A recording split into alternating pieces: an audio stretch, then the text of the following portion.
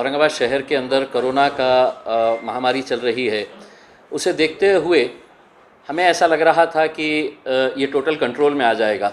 महाराष्ट्र के दूसरे जो शहर है जहाँ पर हमारे से ज़्यादा भयानक परिस्थिति थी, जैसा मालेगांव का उदाहरण, इसके लिए मुख्यमंत्री साहब और पूरी सरकार परेशान थी कि मालेगांव को हम किस तरह से कंट्रोल में। ऐसी क्या चीज़ वहाँ पे हुई जो हम नहीं कर पाए हैं, और जिसकी वजह से आज इस शहर के अंदर हर रोज़ 100-150 जो केसेस बढ़ रहे हैं।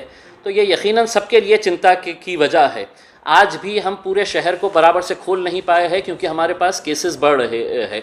दुकानदार परेशान है, जो छोटे मोटे कारोबार करने वाले हैं वो परेशान है। और ऐसी परिस्थिति के अंदर हम लोग ये सोचे कि हमने काफ़ी समय दिया है अधिकारियों को जो अपनी मर्ज़ी के हिसाब से वो करना चाहते थे उन्होंने किया। हमने कोई भी लोक प्रतिनिधि ने कहीं पर भी कोई दखल अंदाजी नहीं की कि आप अपने तरफ से जो करना है करिएगा करके। लेकिन अब हमें ये एहसास हो रहा है कि कहीं ना कहीं कुछ गलत हो रहा है।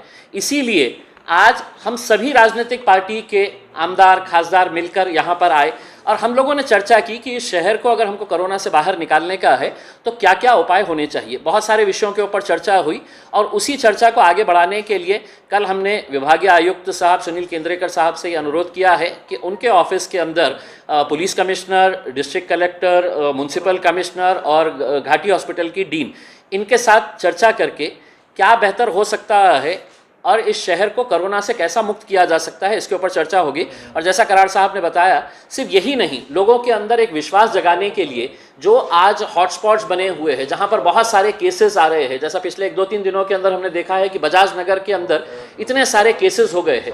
कई सारे लोग जो है वो अधिकारियों को फ़ोन नहीं करते, ये सब आमदारों को, खासदारों को, हमारे को फ़ोन करके बताते हैं कि साहब यहाँ पर इतने सारे केसेस। तो हमने ये तय करा कि लोगों के अंदर एक विश्वास जगाने के लिए और एक ये संदेश देने के लिए कि ऐसी मुश्किल घड़ी के अंदर सारे लोक प्रतिनिधि लोगों के साथ खड़े हुए हैं। इसके लिए हम सब लोग एक साथ मिलकर अलग अलग स्पॉट्स के ऊपर जाएंगे, क्वारंटाइन सेंटर्स के ऊपर विजिट करेंगे और जहां गलतियां हैं वो सरकार को, प्रशासन को बताएंगे। हम समझते हैं कि हमने बहुत समय दे चुका है प्रशासन को, लेकिन अगर उसके बावजूद भी अगर मामला नहीं वो हो रहा है तो कहीं ना कहीं कुछ ना कुछ गलत हो रहा है। इसलिए अब हम लोग आगे आकर इसके बारे में चर्चा करेंगे।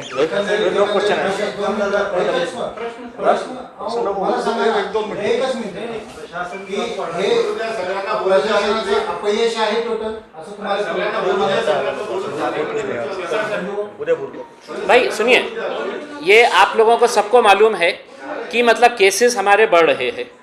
अब ये अपयश है, यश है, कहीं ना कहीं कुछ ना कुछ, जैसा मैंने आपको बताया है कि जो होना चाहिए था वो नहीं हो रहा है। तो इसलिए कल हम प्रशासन के साथ चर्चा करेंगे और आपके सवाल का उत्तर जो है शायद हम कल बेहतर तरीके से दे सकेंगे उसमें। मैं इसका उत्तर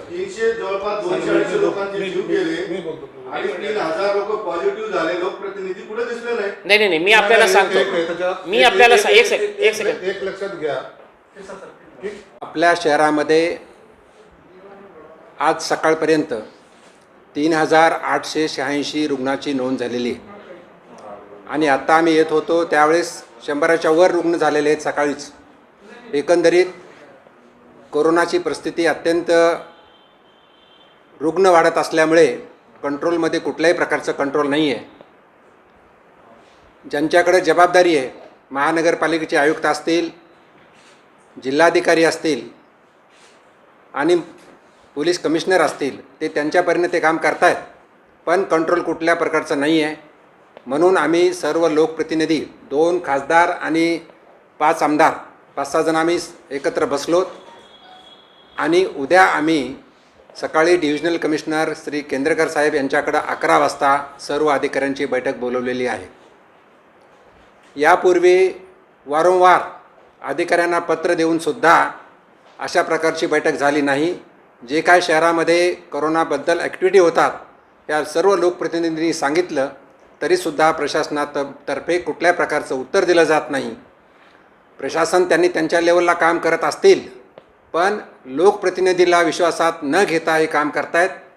म्हणून राजकारण बाजूला ठेवून या शहरातले सर्व आमदार खासदार एकत्र येऊन उद्या आम्ही बैठक घेतोय।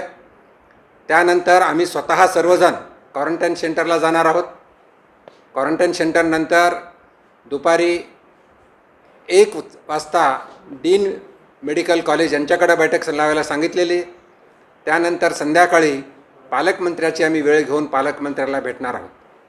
एवढंच नाही तर ज्या ठिकाणी या शहरामध्ये हॉटस्पॉट आहेत त्या हॉटस्पॉटला सुद्धा आम्ही रोज 4 स्पॉटला सर्वजण एकत्र येऊन भेटणार आहोत.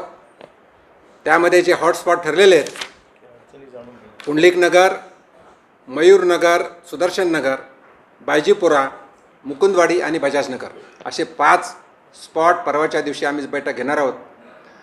एकंदरीत जर पाहिलं तर मालेगाव असेल, नागपूर असेल, दुसऱ्या शहरामध्ये कोरोना रुग्णाची संख्या वारंवार कमी होत गेली. या शहरामध्ये मात्र रुग्णाची संख्या वाढत चाललेली आहे.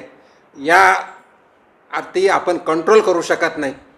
महानगरपालिकेच्या वतीनं मोठमोठ्या घोषणा दिल्या जात आहेत, पण कुठल्या प्रकारचं कंट्रोल नाही असं आमचं सर्वांचं मत झालेलं आहे. माझा वार्ड सुरक्षित वार्ड, माझा वार्ड करोनामुक्त वार्ड ही घोषणा ज्यावेळेस मिटिंग घेतली माननीय आरोग्यमंत्री राजेश टोपे त्याच वेळेस मी बोललो होतो की ही घोषणा हवेतच राहू नये आणि आता परिस्थिती ही घोषणा हवेतच विरलेली आहे असं माझं मत आहे.